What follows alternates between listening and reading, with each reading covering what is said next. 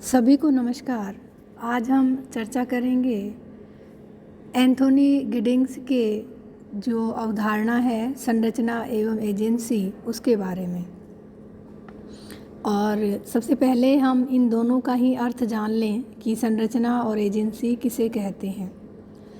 समाजशास्त्रीय विश्लेषण तथा विभिन्न सिद्धांतों में संरचना एवं एजेंसी की प्राथमिकता से संबंधित विवाद काफ़ी समय से चलता आ रहा है।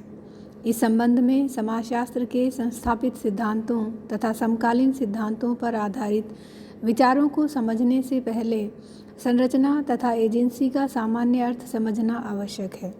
समाजशास्त्रीय सिद्धांतों में संरचना की अवधारणा का उपयोग उन नियमों तथा उनके स्रोतों के व्यवस्थित प्रतिमान के रूप में किया जाता है जिनसे मानवीय क्रियाओं की प्रकृति का निर्धारण होता है तथा जो समय और स्थान के परिवर्तन से अधिक प्रभावित नहीं होते। विभिन्न प्रकार के सामाजिक मूल्य तथा सांस्कृतिक नियम इसी तरह के प्रतिमान हैं। इस दृष्टिकोण से संरचना को सामाजिक नियमों तथा उनके स्रोतों की एक व्यवस्थित प्रणाली के रूप में देखा जाता है।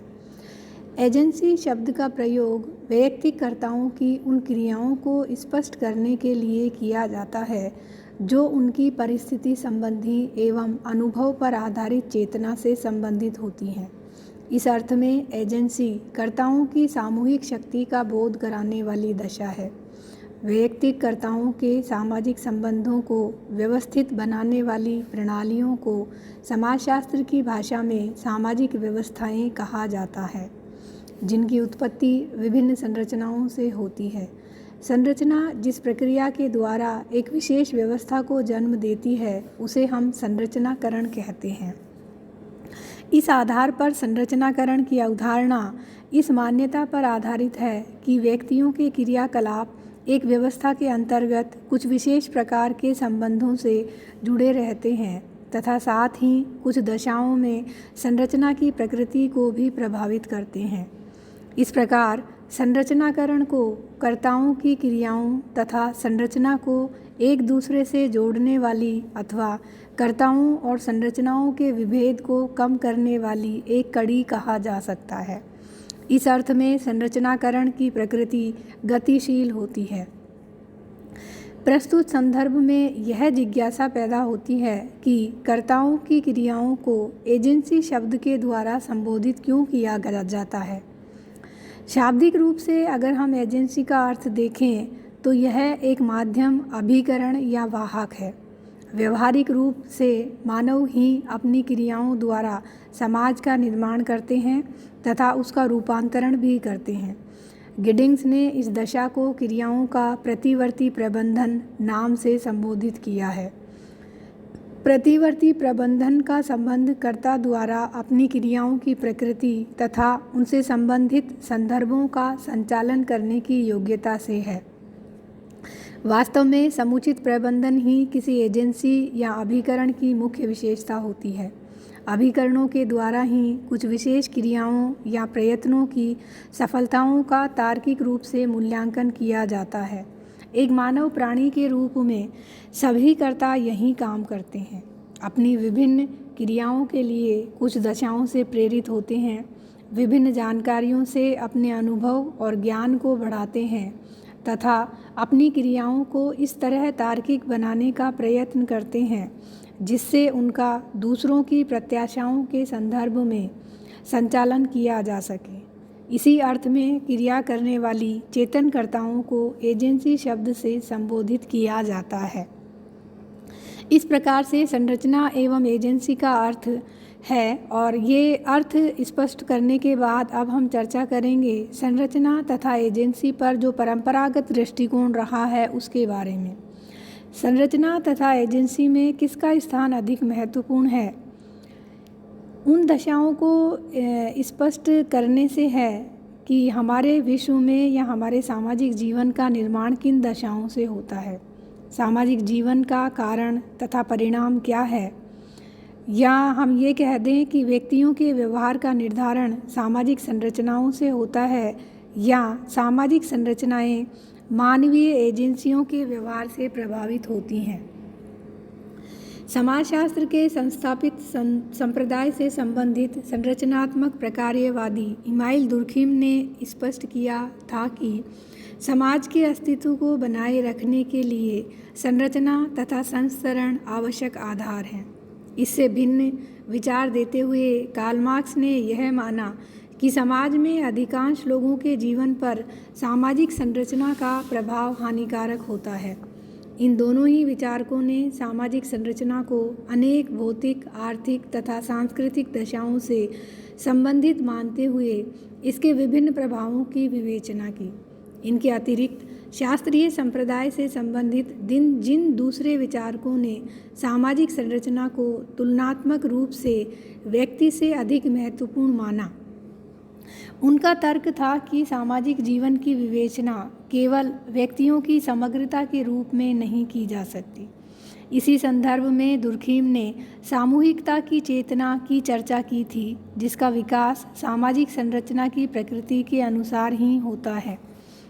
सामाजिक संरचना की प्राथमिकता को स्पष्ट करने के लिए समाजशास्त्र में समष्टिवाद जैसे दृष्टिकोण का विकास हुआ, जिसकी यह मान्यता है कि व्यक्तिकर्ताओं का समाजीकरण कुछ ऐसी संरचनाओं तथा संस्थाओं के द्वारा होता है जो व्यक्तियों की क्रियाओं, क्षमताओं और मनोवृत्तियों का निर्माण करती हैं।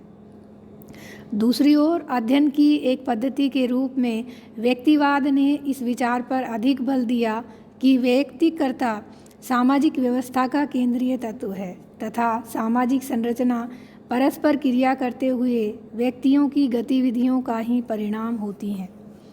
संरचना तथा एजेंसी से संबंधित उपयुक्त दोनों विचार समाजशास्त्र के लघु तथा वृहत उपागम पर आधारित हैं। संरचनात्मक प्रकार्यवादियों के विचार वृहत उपागम से संबंधित हैं तथा इसके द्वारा समाज को इसके व्यापक रूप में देखने पर बल दिया जाता है। लघु स्तर का उपागम इस मान्यता को अधिक महत्व देता है कि व्यक्तियों के दैनिक जीवन और क्रियाओं के आधार पर ही समाज को समझा जा सकता है। इन दोनों दृष्टिकोणों के समन्वय के रूप में अनेक आधुनिक सिद्धांतकार यह मानने लगे हैं कि संरचना और एजेंसी एक दूसरे की पूरक दशाएं हैं। एक ओर संरचना मानवीय व्यवहारों को प्रभावित करती हैं, तो दूसरी ओर व्यक्तियों में उसकी जो उस संरचना को बदलने की क्षमता होती है जिसमें उनका जीवन व्यतीत होता है। इसका तात्पर्य है कि संरचना तथा एजेंसी के संबंध को समझने के लिए इससे संबंधित लघु और वृहत दृष्टिकोण के बीच एकीकरण की दशा को समझना आवश्यक है। अब इन दोनों में जो एकीकरण पाया जाता है एजेंसी तथा संरचना में, उसके बारे में हम चर्चा करेंगे। जिस तरह सामाजिक घटनाओं की विवेचना के लिए आज लघु तथा वृहत उपागम के एकीकरण पर अधिक जोर दिया जाता है, उसी प्रकार वर्तमान समाजशास्त्रीय सिद्धांतों में एजेंसी तथा संरचना के एकीकरण की विवेचना को भी महत्वपूर्ण समझा जाने लगा है।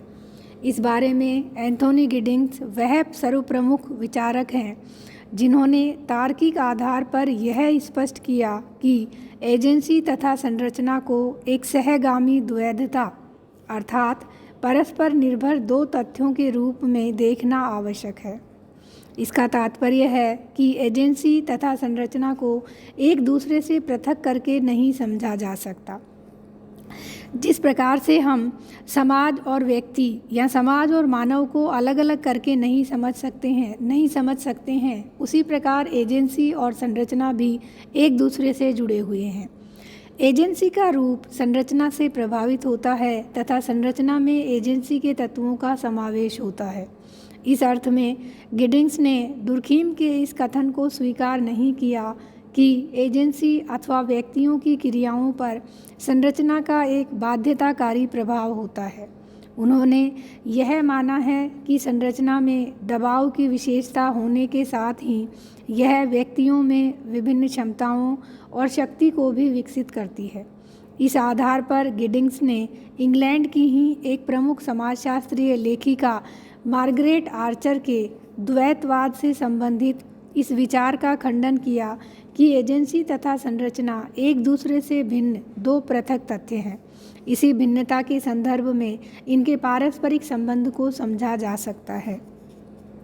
संरचना तथा एजेंसी के एकीकरण से संबंधित विचार देते हुए फ्रांस के समाजशास्त्री पियरे बोर्दियो ने भी कुछ भिन्न शब्दों में गिडिंग्स के विचारों का समर्थन किया है। उनके अनुसार एजेंसी तथा संरचना का मुद्दा प्रचलन संबंधी आदतों तथा क्षेत्र के संबंध को स्पष्ट करने से है। उनके अनुसार प्रचलन संबंधी आदतों का तात्पर्य व्यक्तियों की उस मानसिक तथा संज्ञानात्मक संरचना से है जिसके द्वारा वे अपने सामाजिक जीवन से संबंधित विभिन्न क्रियाएं करते हैं। प्रचलन के यह तरीके समाज का निर्माण करने के साथ ही समाज द्वारा निर्मित भी होते हैं।